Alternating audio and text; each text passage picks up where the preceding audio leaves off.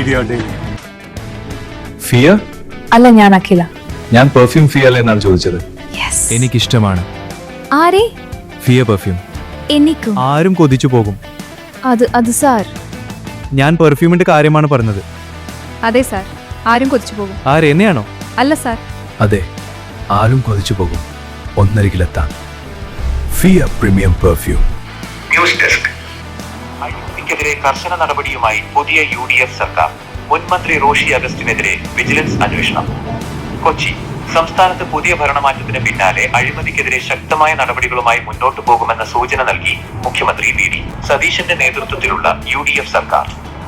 112 കോടി രൂപയുടെ മലങ്കര ടൂറിസം പദ്ധതി അഴിമതിയുമായി ബന്ധപ്പെട്ട് മുൻ ജലസേചന വകുപ്പ് മന്ത്രി റോഷി അഗസ്റ്റിനെതിരെ വിജിലൻസ് അന്വേഷണം ആരംഭിച്ചു. പുതിയ സർക്കാർ അധികാരമേറ്റ ദിവസങ്ങൾക്കുള്ളിലാണ് ഈ നിർണായക നീക്കം.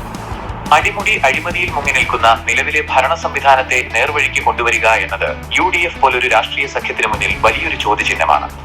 പ്രത്യേകിച്ച് ഘടകകക്ഷികളെ ഒരുമിച്ച് കൊണ്ടുപോകേണ്ടി വരുമ്പോൾ ഇത്തരം നടപടികൾ എത്രത്തോളം പ്രായോഗികമാകുമെന്നത് കണ്ടറിയേണ്ടതുണ്ട്.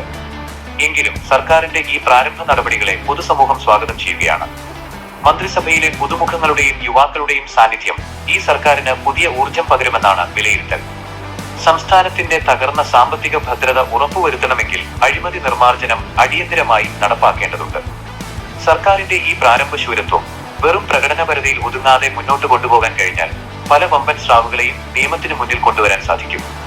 സതീശൻ സർക്കാരിന്റെ പ്രതിച്ഛായ വർദ്ധിപ്പിക്കുന്നതിനും ജനപിന്തുണയോടെ കൂടുതൽ കാലം ഭരണം നിലനിർത്തുന്നതിനും സഹായകമാകും. അധികാരം ലാളിത്യത്തോടെ ജനങ്ങളെ സേവിക്കാനുള്ളത് എറണാകുളത്തെ സ്വീകരണത്തിൽ VD. അതിനിടെ മുഖ്യമന്ത്രിയായതിനു ശേഷം എറണാകുളത്ത് നൽകിയ പൗരസ്വീകരണ ചടങ്ങിൽ VD സതീശൻ പങ്കുവച്ച വാക്കുകൾ ശ്രദ്ധേയമായി. ഞാനൊരു വിശ്വാസിയാണ്, ഇതൊരു ദൈവിക ഇടപെടലാണ്.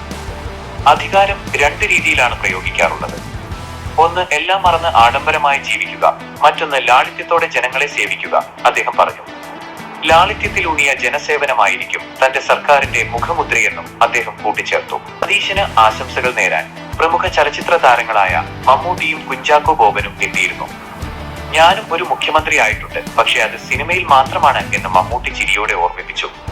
സതീശന്റെ ഭരണത്തിന് എല്ലാവിധ ഭാവുകങ്ങളും നേരുന്നതായി മമ്മൂട്ടിയും കുഞ്ചാക്കോ ബോബനും ചടങ്ങിൽ വ്യക്തമാക്കി. ഇനി ഒരു തൊഴിൽ തേടി വിദേശത്തേക്ക് പോകേണ്ടതില്ല. സ്വന്തമായ ഒരു ബിസിനസ്, സ്ഥിരമായ വരുമാനം നിങ്ങൾ ആഗ്രഹിക്കുന്നുണ്ടോ? നമ്മുടെ രാജ്യവും വളരെ വേഗത്തിൽ വളരെയാണ്, മറ്റു വികസിത രാജ്യങ്ങളെ പോലെ. ഇതാ, ഈ വളർച്ചയിൽ പങ്കാളിയാകുവാൻ നിങ്ങൾക്കും അവസരം. മാറുന്ന ബിസിനസ് സംസ്കാരത്തിനൊപ്പം നമ്മളും മാറി ചിന്തിക്കേണ്ടതുണ്ട്.